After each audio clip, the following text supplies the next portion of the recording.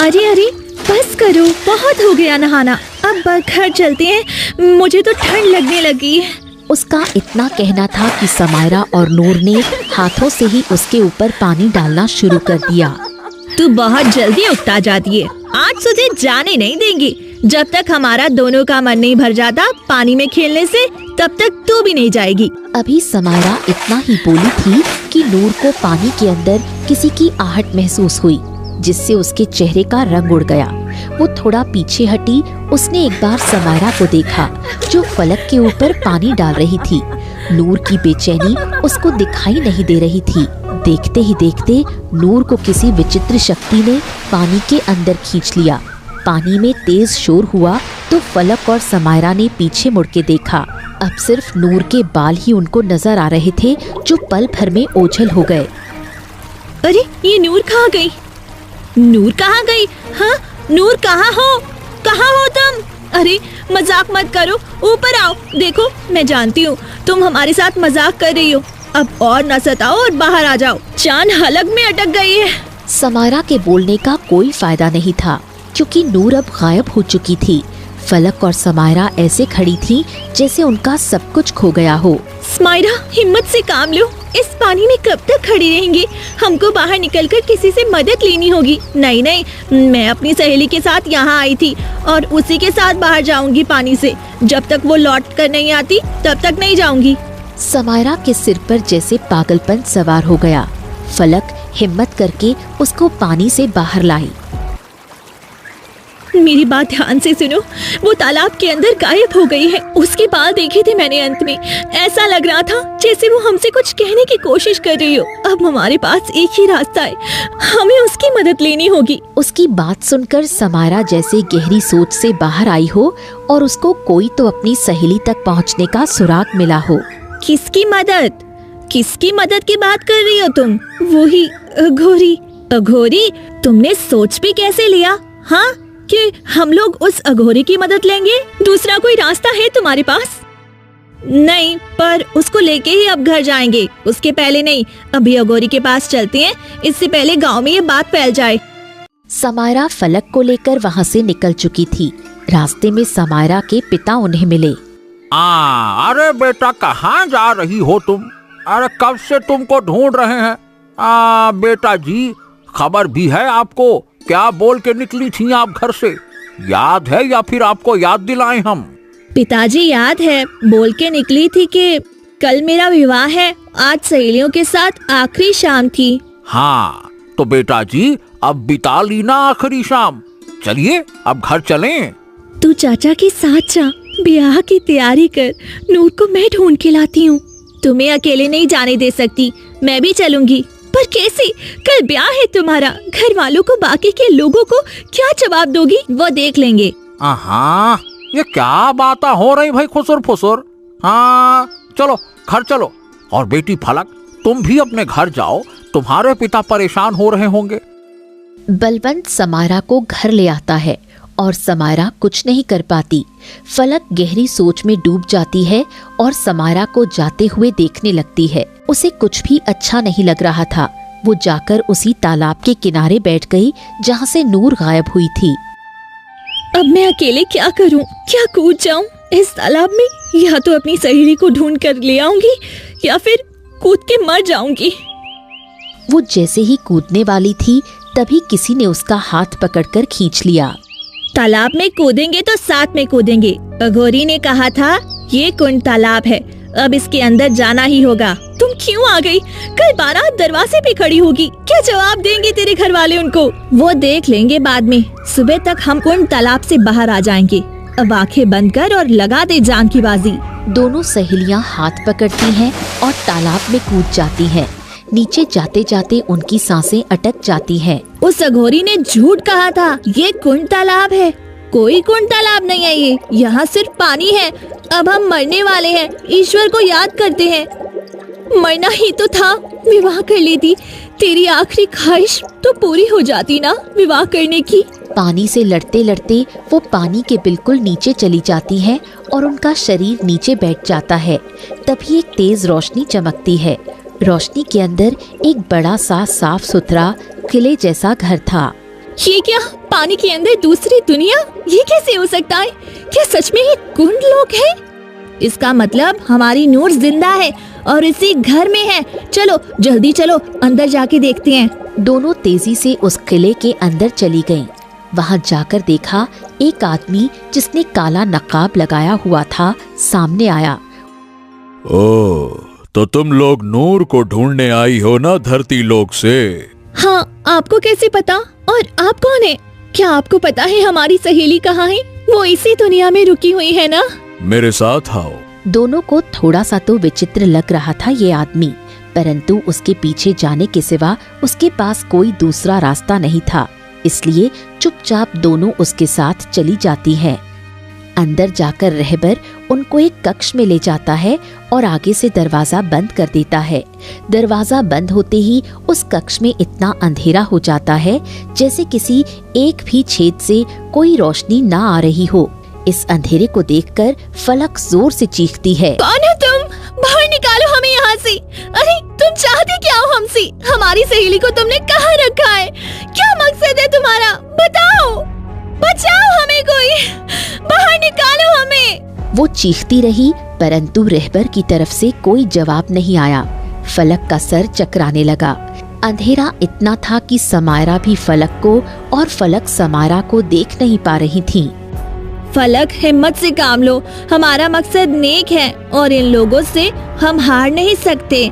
ये हमें तोड़ना चाहते हैं, हमको टूटना नहीं है। मेरा दम घुट रहा है, मुझे सांस नहीं आ रही है। इतना बोलते ही फलक मूर्छित होकर जमीन पर गिर गई। उसके गिरने की आवाज से समायरा अंधेरे में उसको ढूंढने लगी। फलक, कुछ नहीं होगा, हिम्मत रखो, मैं आ रही हूँ तुम्हारे पास। समायरा टटोल टटोल कर फलक के पास पहुंची और फलक के सिर को सहलाने लगी। फलक, देखना, लोग कहते हैं अंधेरे के बाद रोशनी आती है, हमें बस उस रोशनी को ढूंढना है। समायरा ने बहुत प्रयास किया वहां से निकलने का, परंतु निकल नहीं पाई। बाहर आओ, तुमको मालकिन ने बुलाया है, आओ। मालकिन? ये मालकिन कौन है? रहबर ने कोई जवाब नहीं दिया। समायरा ने फलक को सहारा दिया और दोनों गिरते पड़ते हालात में बाहर आ गईं। बाहर की रोशनी कम ही थी, फिर भी कम रोशनी देखकर ही उनकी आंखें चौंधिया गईं और जब पूरी आंखें खोलीं तो दोनों को अपनी आंखों पर यकीन नहीं हुआ। नूर एक बड़े से सिंहासन पर बैठी थी। फलक, देखना, हमारी सहेली मिल गई। यहाँ हमारा हाल भूख और अंधेरे से खराब हो गया और तुम यहाँ आराम से बैठी हुई हो। अरे कैसी सहेली हो तुम, देखने भी नहीं आई। मेरा घर पसंद नहीं आया? तुम्हारा घर? हाँ, मेरा घर, यही तो रहती हूँ मैं पिछले 20 वर्षों से। 20 वर्ष की तुम हो भी नहीं। मजाक करने के लिए पूरा जीवन पड़ा है। अभी घर चलती हैं, सब परेशान हो रही होंगी और तुम तो जानती ही हो, आज समायरा का विवाह है। देरी हो गई तो बारात वापस चली जाएगी, फिर कभी उसका विवाह नहीं हो पाएगा। गांव वालों को जानती हो ना, कैसे कैसे लोग हैं, पंचायत बिठा लेंगे वो लोग। फलक की बात से नूर को कुछ फर्क नहीं पड़ा तो अमायरा को गुस्सा आया। वो फलक को वहीं छोड़ नूर के पास आकर खड़ी हो गई और उसको खींचते हुए बोली, नूर, बहुत हो गया मजाक, चल गांव चलते हैं। मुझे डर लग रहा है, क्या जवाब दूंगी बाकी के लोगों को। समायरा ने जैसे ही नूर का हाथ पकड़ा, नूर ने उसको जोर से धक्का दिया जिससे अमायरा दूर जा गिरी। तुम दोनों पागल हो जो मेरे पीछे यहाँ तक चली आई। अरे मूर्खो, इतना नहीं समझ पाई? ये मेरी एक चाल थी तुमको यहाँ लाने की, और देखो तुम मेरे जाल में फंस गई। मुझे तो ये समझ ही नहीं आ रहा, तुम इतनी मूर्ख कैसे हो सकती हो? क्या कहना चाहती हो? साफ साफ कह दो, क्योंकि कल से अब तक भूख और अंधेरे ने और इस सुनसान जगह ने दिल को शमशान जैसा बना दिया है। एक रात यहाँ रहने के बाद समझ आ गया है, यहाँ कुछ तो बड़ा रहस्य है। अब शुरुआत तुम ही कर लो। मेरा सच जानना चाहती हो ना? तो सुनो, मैं तुम्हारी सहेली नहीं थी और तुम यहाँ तक आ सको इसीलिए तुमको सहेली बनाया, ताकि समय आने पे तुमको यहाँ कैद कर सकूं। वैसे मूर्खता की हद होती है। 2 साल मेरी सहेली बनी रही, आज तक कभी ये भी नहीं पूछा कि मेरा परिवार कहाँ है और मैं तुम्हारे घर क्यों नहीं जाती? जहाँ तक मेरा अंदाजा है, गांव की सहेली एक दूसरे के घर आती जाती रहती है ना? क्योंकि तुम बोलती थी दोस्ती बस घर के अंदर तक नहीं जाएगी। अब मुझे समझ में आ रहा है तुम ये सब क्यों बोलती थी। अब मैं सच्चाई जानना चाहती हूँ। बोलो, क्या रहस्य है तुम्हारा? क्या सच में तुम मेरी सच्चाई जानना चाहती हो? हाँ, ये बात 20 वर्ष पहले की है। माँ, कहाँ हो आप? देखो ना, बाहर कोई आपको बुला रहा है। अरे बेटा, कौन है? अंदर बुला लो। वो हमारा पड़ोसी है ना, उनके यहाँ कल विवाह है, जिसके लिए आपने मुझे लाल चुन्नी और पीला लहंगा बना के दिया। वो लोग आए हैं। अच्छा, तो बस विवाह का न्योता देने आए होंगे। नहीं माँ, वो आपसे कुछ बात करना चाहती हैं। मैं देखती हूँ। सावित्री उठकर बाहर चली गई। दरवाजे पर मोहनदास खड़े थे। बहन जी, एक जरूरी बात करनी थी आपसे। आपको तो पता ही है, परसों मेरे बेटे का विवाह था, परंतु अचानक लड़की बीमार पड़ गई और मर गई। अंदर आओ। सावित्री मोहनदास को अंदर बुलाकर लाई। परंतु अचानक लड़की बीमार पड़ गई और मर गई। हे ईश्वर, ये कैसे हो गया? देखो बहन जी, बीमारी, जिंदगी और मौत, ये तो ऊपर वाले के हाथ में है। अब गांव वाले तो यही कह रहे हैं कि विवाह में सुख नहीं लिखा था, इसीलिए लड़की मर गई। गलत जगह विवाह होने से बेहतर है कि इंसान मर जाए। कई घरों में हम अपने पुत्र का रिश्ता लेकर गए, परंतु कोई भी मान नहीं रहा विवाह के लिए।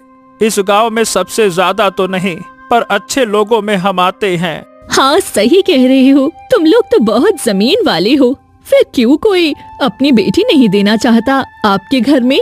पता नहीं, इसीलिए मैं आपके घर आया हूँ। क्या आप नूर का विवाह मेरे पुत्र से करेंगी? क्योंकि मैं आपको जानता हूँ, आप पुरानी बातों को नहीं मानती। आप पे कोई जोर जबरदस्ती नहीं है। आप चाहे तो मना भी कर सकती हैं, परंतु मैं चाहता हूँ कि मेरे पुत्र का विवाह उसी मुहूर्त में हो जो तय हुआ था, और मेरा पुत्र भी होने वाली पत्नी के अचानक मरने से सदमे में आ गया है। उसको भी गम भुलाने में आसानी होगी। इसमें सोचने समझने वाली कोई बात नहीं है। मैं इस विवाह के लिए तैयार हूँ। मेरी नूर ऐसे तो लाखों में एक है, परंतु श्याम भी बहुत सुंदर और अच्छा नेक लड़का है। हम इस विवाह के लिए तैयार हैं। और इस तरह नूर और श्याम का विवाह हुआ। 4 साल बीत गए। एक दिन नूर अपने घर में बैठी श्याम की प्रतीक्षा कर रही थी। तभी श्याम का दोस्त बलवंत वहाँ आया। अरे भाभी, आप अपने घर का रास्ता भूल गई हैं क्या? बिल्कुल सामने घर है और कभी घर भी नहीं जाती हैं। आपकी माँ बोल रही थी एक दिन मेरी पत्नी से। क्या बताऊं भैया, श्याम जी देर से घर लौटते हैं, सुबह सुबह निकल जाते हैं, घर में कोई नहीं होता है। इतनी बड़ी हवेली है, अब मैं घर जाऊं तो इस घर में कौन रहेगा? वैसे एक बात तो है, आपकी किस्मत बदल गई है। इतने बड़े घर की बहू बन गई। आपके यहाँ तो अनाज भी 6 महीने का 12 महीने खाना पड़ता था। सच कह रहा हूँ ना? नूर को ये सारी बातें अच्छी नहीं लगी, फिर भी उसने कुछ नहीं कहा। वैसे भाभी, आपके दिल में कभी ख्याल नहीं आता कि इतने सारे पैसे लेकर कहीं भाग जाएं? अरे ये मेरे पति हैं, मैं उनके पैसे लेकर कहाँ भागूं? उनका जो है वह मेरा अपना ही है, मेरे अलावा उनका कोई भी नहीं है। बाबूजी भी जब से गए हैं तब से सारी जिम्मेदारी इन्हीं के ऊपर आ गई है। बलवंत वहाँ से चला गया और घर आकर अपने छोटे भाई सोहम से सारी बात कही। क्या कहना चाहते हो? साफ साफ कहो आप। अरे सोचा था कि नूर से विवाह करूंगा, पर नूर की माँ ने सही जगह हाथ मार लिया। समय से पहले ही श्याम से उसका विवाह कर दिया। अरे जब तक हम खाने कमाने लायक हुए तब तक श्याम ने बाजी मार ली। नूर, अरे नूर जैसा उसका नाम है ना, उससे भी कहीं ज्यादा नूर है उसके चेहरे पे। हमारी पत्नी तो ऐसी लगती है उसके सामने जैसे नौकरानी हो। अरे भाई देखो, जिसके पास जैसा धन वैसी तकदीर। अब जितना हमारा काम है, ऐसी हमें पत्नी मिल गई और वैसे भी माँ मेरा विवाह करने को बोलती थी नूर से।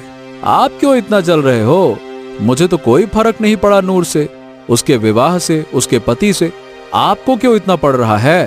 अरे देख, तेरा विवाह करने का माँ बोलती थी, बड़ा मैं था, इसीलिए विवाह के बारे में कि नूर से मेरा विवाह हो जाए मैं ही सोचता था।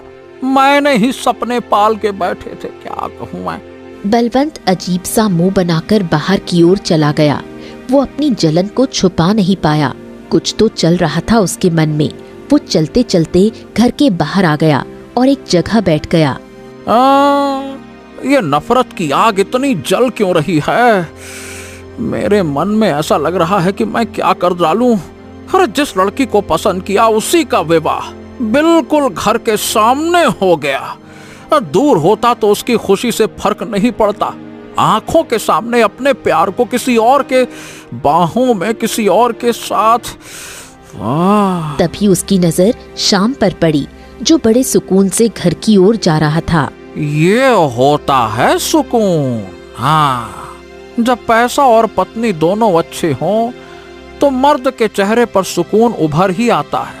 ससुरा, ये सुकून तो हमें कभी नसीब नहीं होगा।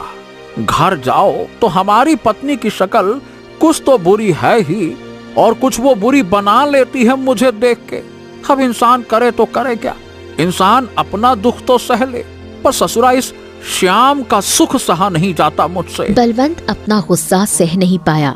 वो अपनी जगह से उठा और उसने शाम के सिर पर एक ईंट से वार किया, जिससे शाम एक बार में ही गिर गया। बलवंत का गुस्सा इतना बढ़ गया था कि उसको ये पता ही नहीं लगा कि वो क्या कर रहा है। देखते ही देखते उसने शाम के सिर पर कई बार ईंट से वार किया और शाम मर गया। उधर नूर अपने घर के द्वार पर खड़ी अपने पति के आने का बेसब्री से इंतजार कर रही थी। आज इतना समय हो गया, अब तक तो आ जाना चाहिए था श्याम जी को। मुझे बहुत फिक्र हो रही है। वो तो कहीं रास्ते में रुकते भी नहीं है। एक बार देख के आती हूँ गांव के बाहर। जब तक आएंगे नहीं मुझे चैन नहीं मिलेगा। नूर का दिल अब पूरी तरह से बेचैन था। वो घर से निकलकर गांव की गलियों से होती हुई गुजरने लगी। उधर बलवंत शाम के पास खड़ा सोच रहा था। हे ईश्वर, ये मैंने क्या कर दिया? ये तो ससुरा मर गया, अब मैं क्या करूँगा? अरे छोड़ो इसको, भागो। वो उसको छोड़कर भागने लगा। तभी नूर भागते हुए आई।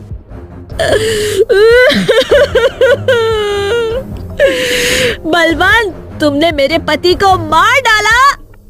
अरे ससुरा श्याम तो मारा गया, नूर ने भी देख लिया। अब तो ये मुझे सजा दिला कर रहेगी। अब मैं क्या करूं, क्या करूं, क्या करूं, क्या करूं? ऐसा नहीं हो सकता। आप मुझे छोड़ के नहीं जा सकते। मैं आपको खो नहीं सकती। आपके सिवा मेरा दुनिया में कोई भी नहीं है। मेरा सुहाग गुजर नहीं सकता। उठिए, उठिए। उठिए। हाँ, अभी ये जब तक अपने विलाप में है तब तक तो ठीक है। जब ये होश में आएगी तो मुझे सजा जरूर दिलाएगी। इसका कुछ ना कुछ तो करना पड़ेगा, करना पड़ेगा। क्या करूं, क्या करूं, क्या करूं? वो भागकर सोहम के घर आया। हाँ, सोहम! अरे सोहम, दरवाजा खोल! अरे सोहम, दरवाजा खोल! अरे कौन है इतनी रात को? अरे दरवाजा खोल जल्दी से, आवाज मत कर, जल्दी आ। क्या हुआ भैया? आप इतने घबराए हुए क्यों हो? मैंने श्याम का खून कर दिया। क्या? क्यों? ये आपने क्यों किया भाई? समय नहीं है मेरे पास। जल्दी चल, इससे पहले कि सुबह हो जाए और लोग जाग जाएं। मेरे साथ चल। अरे तो मैं कहाँ जाऊं? नूर ने मुझे अपने पति का खून करते हुए देख लिया है। वो मुझे सजा जरूर दिलाएगी। इससे पहले कि वो होश में आ जाए हमें उसको रास्ते से हटाना होगा। क्या बात करते हो भैया? एक खून के ऊपर से एक और खून? आसान है क्या ये सब? हलवा है क्या? आप कर सकते हो, मैं किसी का खून नहीं कर सकता। दिमाग खराब है क्या? अरे तो क्या अपने भाई को मरने देगा तू? खून के रिश्ते अब सफेद हो गए क्या? क्या बातें करता है तू रे? ठीक है भाई, चलो चलते हैं। अब जैसा आप बोलो वही करेंगे। आपको बचाने के लिए तो कुछ भी करूंगा। चलो। दोनों चलते हुए श्याम और नूर के पास आए। नूर उनको देखकर अपनी जगह से खड़ी हो गई। बलवंत, तुमने मेरे पति को मार डाला। तुझे जिंदा नहीं छोड़ूंगी मैं। मेरे पति का क्या कसूर था, मुझे ये तो बता दे। कसूर कुछ नहीं था, बस मैं जल्दी गुस्से में आ जाता हूँ नूर। आज भी गुस्सा सर पे चढ़ गया और उसमें तुम्हारा पति मर गया। सच कहता हूँ नूर, उसको मारना नहीं चाहता था, परंतु जब गुस्से में होता हूँ ना, मैं आपा खो देता हूँ। राजा के पास जाऊंगी, अपने पति के लिए इंसाफ मांगूंगी। देखो तुम वहाँ नहीं जा सकती हो, क्योंकि इतना बोलते ही बलवंत ने नूर को भी ईंट से मारना शुरू कर दिया। वो अपने पति की लाश को देखकर पहले ही मर गई थी। अब बलवंत ने सोहम के साथ मिलकर उसको घसीटना शुरू किया और तालाब के किनारे ले गए। उसको तालाब में फेंक दिया।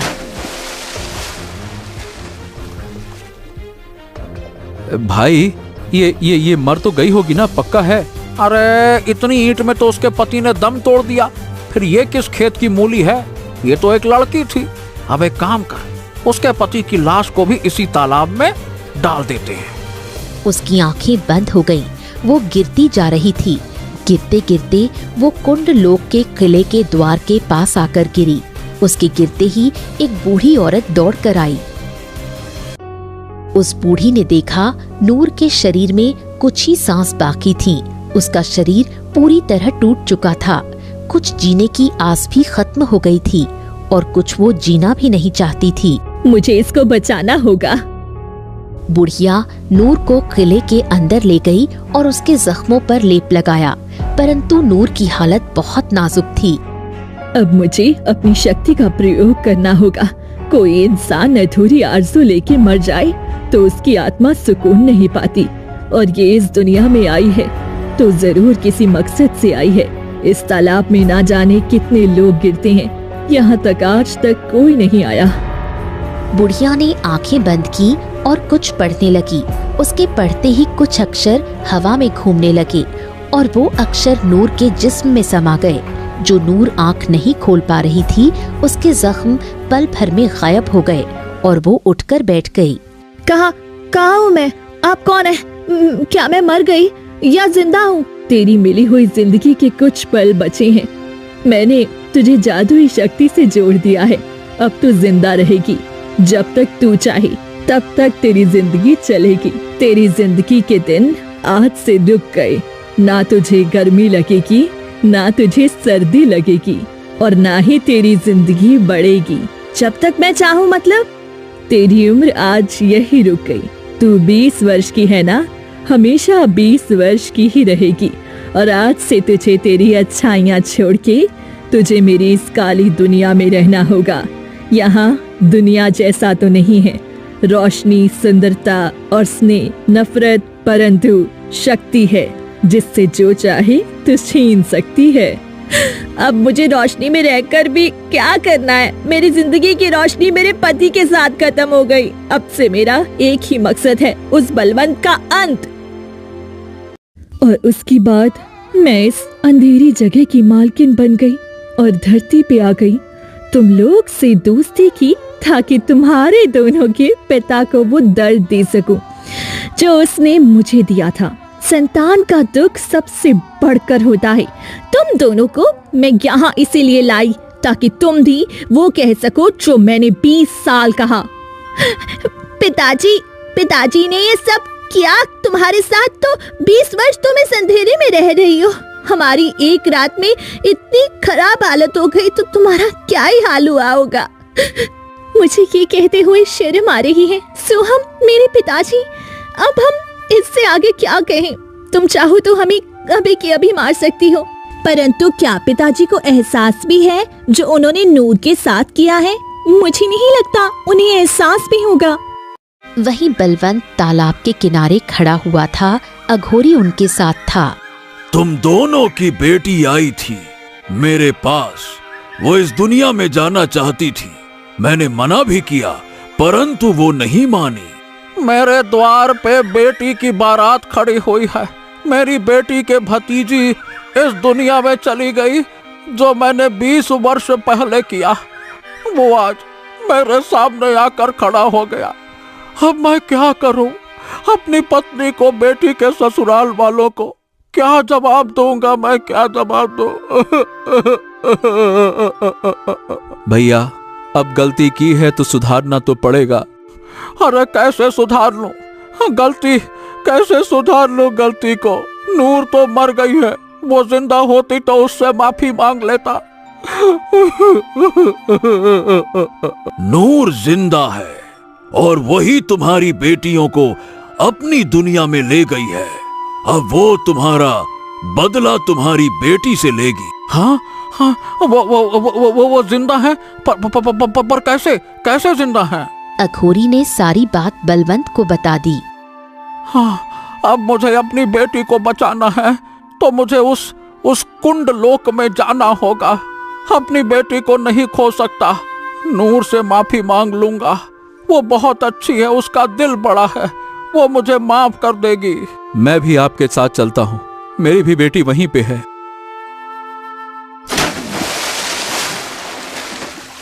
दोनों कुछ ही देर में कुंडलोक पहुंचे और नूर के पैरों में गिर गए।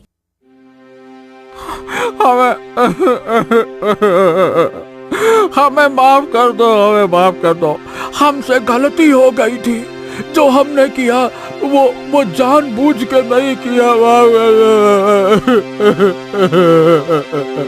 बलवंत को अपने पाँव में झुका देख नूर को वो 20 वर्ष याद आ गए। एक एक पल कैसे जिए थे उसने ये दिन। वो गहरी सोच में थी। तभी बलवंत ने नूर के पैरों को खींचकर उसको गिरा दिया और उसके बाल पकड़कर बोला, अरे तुझे क्या लगा कि तू उस दिन जिंदा बच जाएगी और मेरी बेटियों को यहाँ ले आएगी और मैं तेरे पाँव में बैठ के भीख मांगूंगा? नहीं, मुझे पता था कि तू कितना घटिया इंसान है। जो तूने किया उसका तुझे अफसोस नहीं, खुशी होगी। आज तो तेरा अंत होगा। बलवंत ने उसका मुंह भींचने की कोशिश की। तभी समायरा ने रहबर से तलवार ली और उसी तलवार से अपने बाप का गला काट दिया और खुद भी घुटनों के बल बैठ गई। मैंने एक बेटी का फर्ज तो नहीं निभाया, परंतु एक इंसान का होने का फर्ज निभा लिया है। नूर, तुम्हारे साथ जो हुआ वो मैं लौटा नहीं सकती, परंतु आज से सारी जिंदगी इसी अंधेरे में रहूंगी और खुद को सजा दूंगी, ये सोच के कि जैसा कोई करता है उसका बदला इसी जन्म में उसकी संतान चुकाती है। 20 वर्ष में मैं भी बुरी तरह टूट चुकी हूँ, हर गम को सहते हुए। इन कुछ दिनों में तुमने मुझे सहेली का प्यार दिया, वो प्यार अपने साथ ले जाना चाहती हूँ और इससे मुक्ति पाना चाहती हूँ। अब अपने पति से मिलना चाहती हूँ। नूर ने वही मंत्र पढ़े जो बुढ़िया ने पढ़े थे और धीरे धीरे उसके अंदर से वो अक्षर निकल गए और नूर ने दम तोड़ दिया। उसकी दुनिया खत्म हो गई। सोहम, फलक और समायरा तालाब के बाहर धरती पर आ गए। अचानक हम यहाँ कैसे आ गए?